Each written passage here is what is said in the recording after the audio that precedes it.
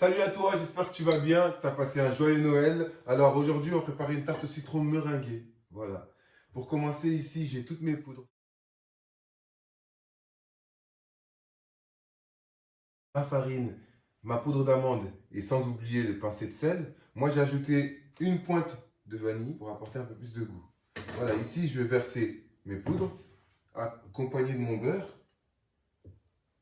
Le plus simple, ce qu'on peut faire, c'est tout mélanger, mettre au batteur et à l'aide de cette feuille-là, réaliser notre pâte sucrée. Mais moi, je peux faire. Alors ici, je vais sabler, c'est-à-dire mélanger le beurre et la farine pour avoir quelque chose qui ressemble tout simplement à du sable. Voilà, ouais, c'est presque prêt. Et je vais ajouter mon œuf. N'hésitez pas à bien mélanger pour avoir un mélange vraiment homogène.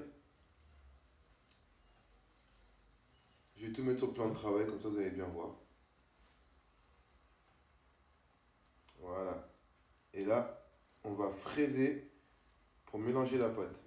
Là, je forme une boule.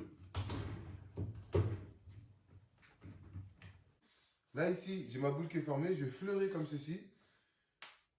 Et ensuite, je vais filmer pour le réserver au frais.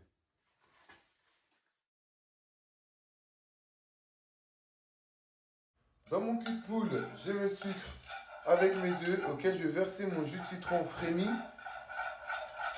Je ne m'arrête pas de fouetter pour éviter que ça cuise les œufs. Vous allez voir, c'est un peu comme une crème pâtissière.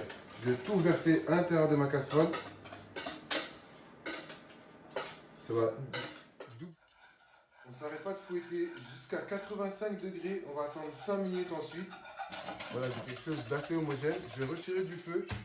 Et ensuite, je vais ajouter mon beurre petit à petit.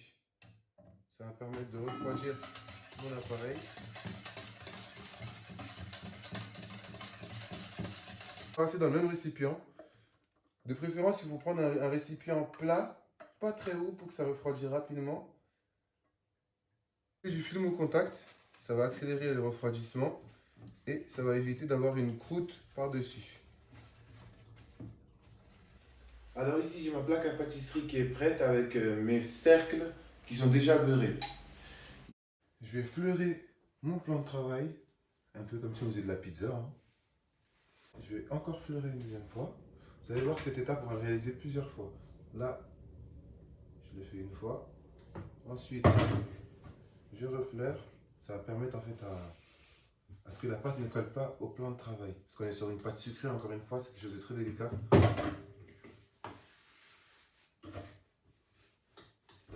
Sur des petits cercles, du coup, je vais couper en 4, comme ceci. Et ensuite, je vais venir la disposer dans ma tarte. Alors ici, on va foncer les fonds de tarte. Vous allez voir, voilà, comme vous voyez, je pousse bien au fond pour pouvoir pincer en dessous du cercle. Et je vais réaliser tout autour de mon cercle.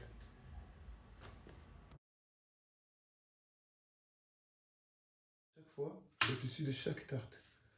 Dans ce sens-là et ensuite dans ce sens-là. Voilà. Je le réalise une troisième fois. On va retirer tout ce qu'il y a autour. Ensuite, ce qu'il faut faire, on va appuyer une dernière fois autour de la tarte. Voilà. Voilà, vous avez vu celui-là ici, il n'y a presque pratiquement rien à faire. Ici, je vais repasser un coup de couteau comme ceci pour raser tout autour.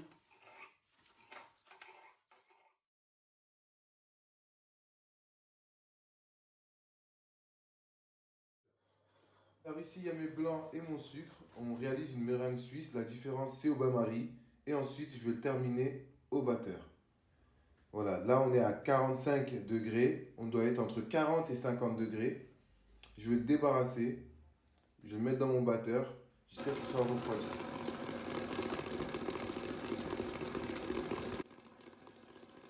Ici, j'ai mon crémeux que je vais travailler rapidement avec une maryse. Et ensuite, pour descendre le tout, il suffit d'utiliser une corde. Et comme ceci, je vais tout pousser vers le bas. Voilà. Là, je vais aller un peu comme un rideau.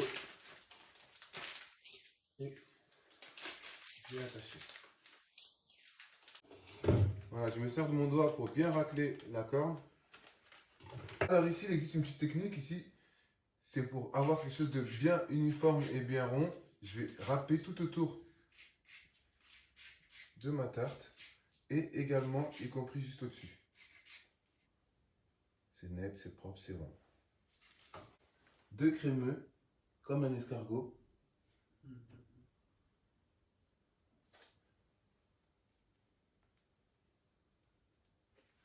Et celui-là, je vais le garder, on va le dresser à l'assiette.